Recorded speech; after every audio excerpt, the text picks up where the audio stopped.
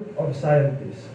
They number in the thousands, at least 4,000, coming from different countries around the world.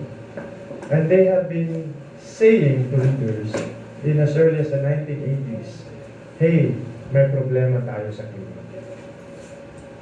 At they have been issuing report after report. The most recent was last year, in fact. At ang sinasabi nila, we only have less than 11 years to do something before the window finally closes. Ano pong 11 years? 11 years if we want to make sure that the global average temperature does not exceed 1.5 degrees Celsius. By 1.5, we might still stay alive. Yun nga yung sinasabi. Kaya may mga ganon. 1.5, staying alive. Yung Becky, nandun sila sa bangko for the climate intercessional, yun yung message. Because if you ask the government, sila naman 2 degrees Celsius, it is not based on science. By 1.5, 70%, according to scientists from the Intergovernmental Panel on Climate Change, yung binabanggit kong mga scientists in the thousands, 70% of the world's coral reefs will have been decimated. Pag umakyat ng ganun kainit. Yolanda happened when average temperature rise was only at 0.88 degrees Celsius. May Yolanda na. Doblehin mo 1.5.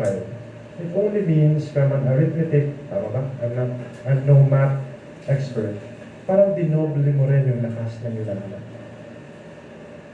In 2015, the government signed up to what we call the Paris Agreement. It is an agreement which made that commitment na yung mga gobyerno, they will make sure na hindi nalalagpas, may aspirational target na tinatawag. So 1.5 degrees Celsius yung pag-init ng mundo, or 2 degrees Celsius at the most. Commitment natin yun. Ang Pilipinas, under Aquino, even when more daring, we will reduce our greenhouse gas emissions by 70%. Konting pa lang, backtrack. Bakit? Anong pinalaman ng greenhouse gas emissions? Guys, the cost of climate change are greenhouse gas emissions. The number one, the most of the gas which occupies the pie are carbon dioxide. 70% of the emissions are carbon dioxide, CO2. Climate change is naturally occurring, tama.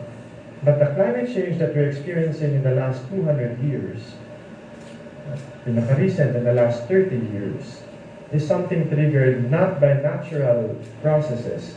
When we say natural processes, yun po yung nagbubungkal ng lupa, kasi agrikultura, organic farming. May greenhouse emission po doon. Pag nagbungkal tayo ng lupa ng tanim, you emit necessarily nitrous oxide or methane. Or pag tayo nag-exhale, we are now 7 billion people, may greenhouse gas emission. Pero na-offset po yan because of our natural carbon sinks.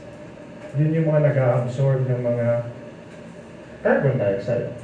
What are the examples of your natural carbon sinks? Yung mga gubat natin, mga forests, yung coral reefs natin, yung mga bundok, sila.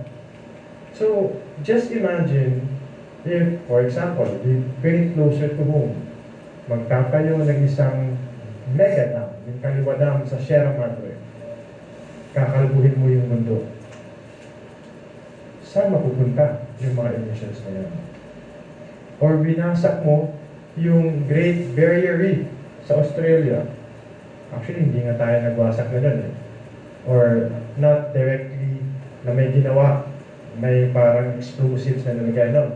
But because of climate change, it is 80% dead. Imagine yung Great Barrier Reef, the largest in the world. It is also a natural carbon sink. Dahil nawawala na yung mga natural carbon sink, at sobra-sobra na yung concentration ng greenhouse gases. We have come to a point na yung mga disasters na alam natin, lalo na Philippines po, according to Pag-asa, is visited by an average of 20 to 21 typhoons every year. Ngayon nasa letter M na tayo. Sino nga yung last? Magdalena na yun.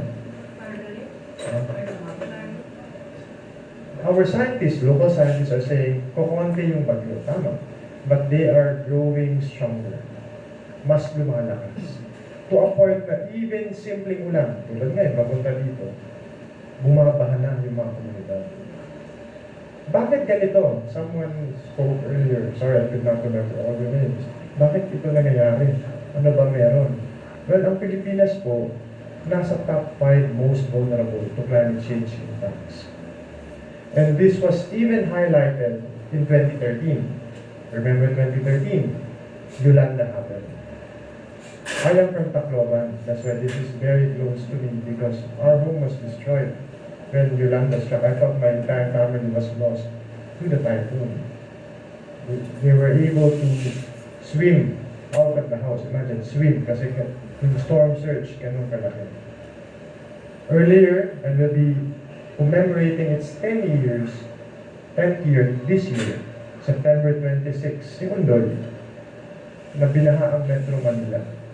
Diba? Prominent villages, maraming namatay.